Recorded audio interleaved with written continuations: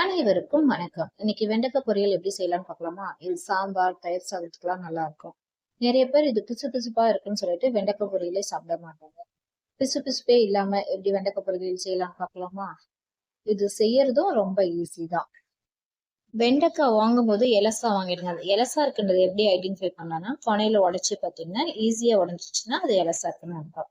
அப்புறம் இதை நல்லா வாஷ் பண்ணிடுங்க. ஏன்னா கெமிக்கல்ஸ் வந்து அதிகமா அப்ளை பண்ணுவாங்க. ஒரு சிலர் தொடச்சிட்டு கட் பண்ணுவாங்க. அந்த மாதிரி பண்ணாதீங்க. எப்பவுமே வாஷ் பண்ணி ஆற வச்சுட்டு தண்ணி இல்லாத அளவுக்கு தொடச்சதுக்கு அப்புறமா கட் பண்ணி சமைங்க. இந்த மாதிரி கட் பண்ணதுக்கு அப்புறமா ஒரு வானல்ல போட்டு ஆட் பண்ணி வருங்க. ஆயில்லாம் ஆட் பண்ண தேவையில்ல. வெறும் வானல்ல போட்டு வருங்க.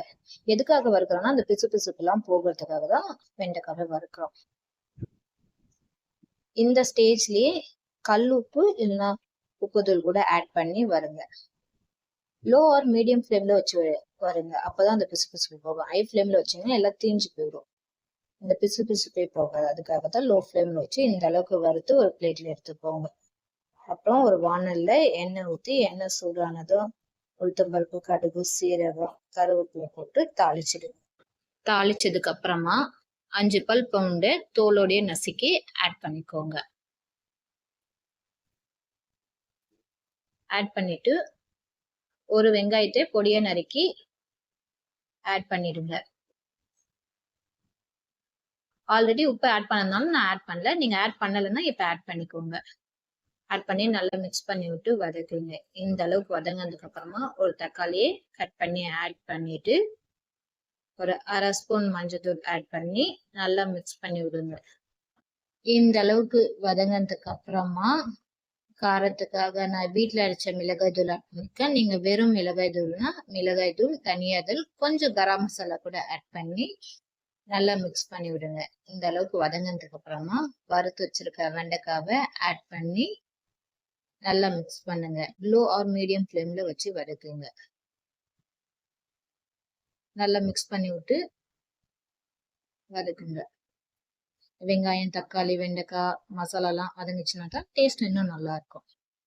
நல்லா மிக்ஸ் பண்ணி விட்டு வதக்குங்க.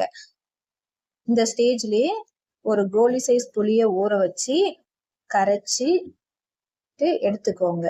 எந்த ஒரு திப்பி எதுவும் இல்லாத அளவுக்கு கரைச்சி எடுத்து ஆட் பண்ணிடுங்க.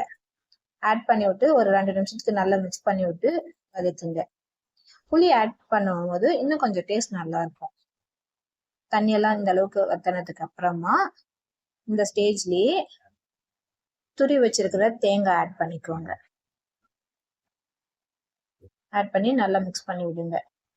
இந்த வெண்டைக்காய் பொரியலுக்கு புளி இந்த தேங்காய்லாம் ஆட் பண்றதுனால இன்னும் கொஞ்சம் டேஸ்ட் நல்லா இருக்கும். இது ரெண்டுமே ஆப்ஷனல் தான். உங்களுக்கு வேண்டாம்னு நினைச்சீங்கன்னா விட்டுருங்க. ஆட் பண்ணி விட்டு ஒரு நல்லா மிக்ஸ் பண்ணி விட்டு ஒரு நிமிஷத்துக்கு நல்லா மிக்ஸ் பண்ணி விட்டு ஆஃப் பண்ணிடுங்க. அவ்வளவுதான், வெண்டைக்காய் பொரியல் ரெடி. நீங்க எப்படி செய்வீங்கன்னு கமெண்ட் பண்ணுங்க. இந்த வீடியோ பிடிச்சிருந்தா சப்ஸ்கிரைப் பண்ணுங்க அண்ட் உங்க ஃப்ரெண்ட்ஸ் அண்ட் ஃபேமிலிக்கு ஷேர் பண்ணுங்க. தேங்க்யூ.